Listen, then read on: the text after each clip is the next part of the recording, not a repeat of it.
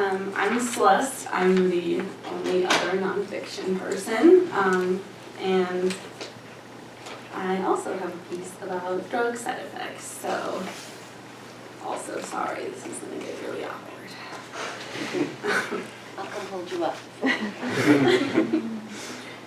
I watched women explain why they love orgasms in a documentary in French. They giggle and laugh about the topic and their embarrassment. I sit with envy. It seems to come so naturally to them.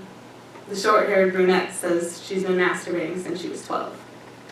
I always thought it was a me thing. Many women say this, which is incredibly sad, but I thought something was wrong with me. To deflect the shame from myself, I decided to blame it on sexual partners, which was partially true. My first long sexual relationship was definitely one-sided, not to mention emotionally abusive. Since then, I've moved up to an exemplary partner. This, then, gets more frustrating when the main problem remains. So being the scientist that I am, I've decided to change all the variables that I could. I'm 22, and I'm on an orgasm quest. In the last year, I've begun changing different factors of my life that would alter me sexually. The variables. I've taken antidepressants faithfully since I was 16. The last 3 years, I've been on the wonderful classic, Prozac. Unknown to me, the common side effects of Prozac are decreased sex drive, difficulty having an orgasm. I found discussion boards on the internet that held frustrations and rants, and I felt so happy that I could blame it on the meds, and that I wasn't alone. I went to the doctor determined to solve this problem. This calculated decision, 7 months ago, sent me on a wild trajectory that ended up with me going into the psych ward.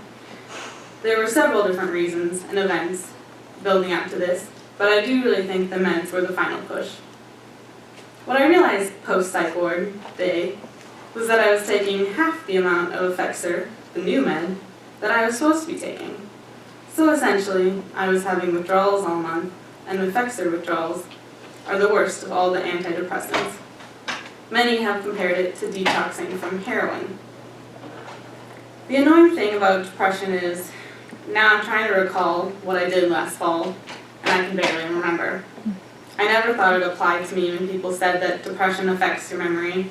I feel like those 6 weeks have slipped into one, all because I wanted a normal sex life. More variables. As a young woman, I consider birth control. What does it do for me? Depo-Provera keeps me from getting my period, and therefore no period cramps, bleeding, crabiness, and also, keeps me from getting pregnant. So because of this quest, I looked into the side effects of this. They are acne, decreased interest in sex, potential loss in bone mineral density, breast soreness, depression, dizziness, headaches, nervousness, weight gain. So by now I've decided all pharmaceuticals are against me.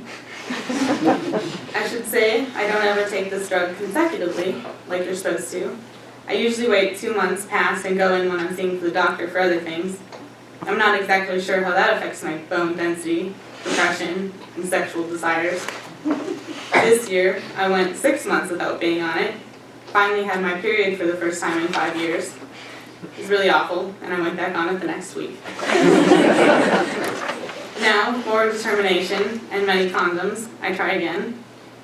I am ready for the blood. To help you understand my quest, I will give you some history into the not-so-mysterious life of Celeste Smith. I bring you back to 14, almost cute hair, too big of boobs for my frame, skinny jeans that showed my butt crack every single day. 3 of us girls walked down the railroad tracks to go get gas station food for lunch. We were probably sneaking in a cigarette off school grounds, too. We were talking about sex, and Casey shared that she didn't orgasm during sex, but when they did other things. I found this fascinating, not because I wasn't having sex, but because I hadn't even considered the female orgasm. 7 years later, the conversation has slightly changed.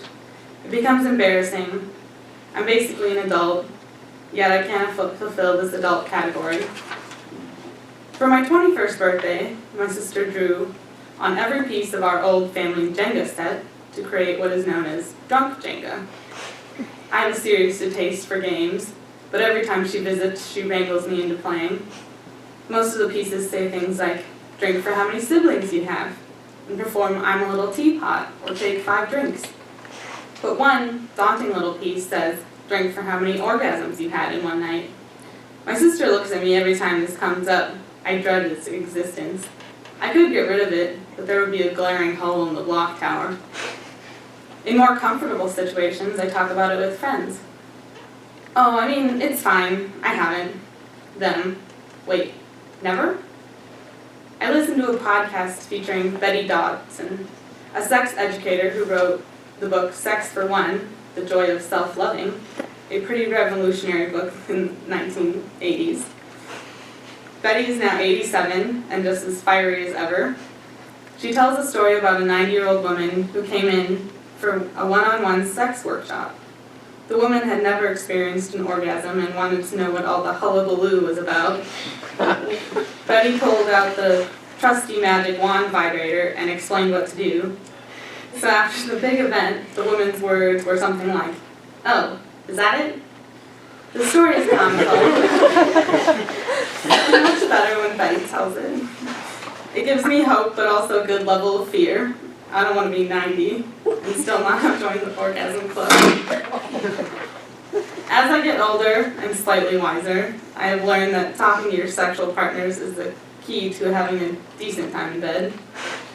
Before my marvelous current partner, these conversations would happen, but were extremely unpleasant and not necessarily helpful. Yeah, this is fine. Is not the answer everyone wants to hear.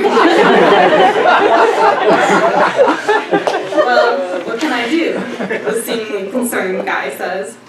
Nothing. It's fine. I'm used to it. I really don't have much else to say. It's true. They say they feel bad for me, which makes it worse, and at this point I just want them to leave so I can climb under my covers and never come out. A month ago, still on Effexor, I decided to change my meds again. Effexor still has a high chance of affecting libido and ability to orgasm, and I will not settle for almost beneficial medication. So, 2 weeks from finishing my undergrad degree, I'm tapering off Effexor and starting the new exciting Wellbutrin. Unflinching, I fight nausea, hot flashes, insomnia, irritability, disorientation, mental fog, dizziness, increased anxiety, apathy, vertigo, brain zaps, serotonin syndrome, eyesight problems, body aches, numbness, all so that one day I can have an orgasm.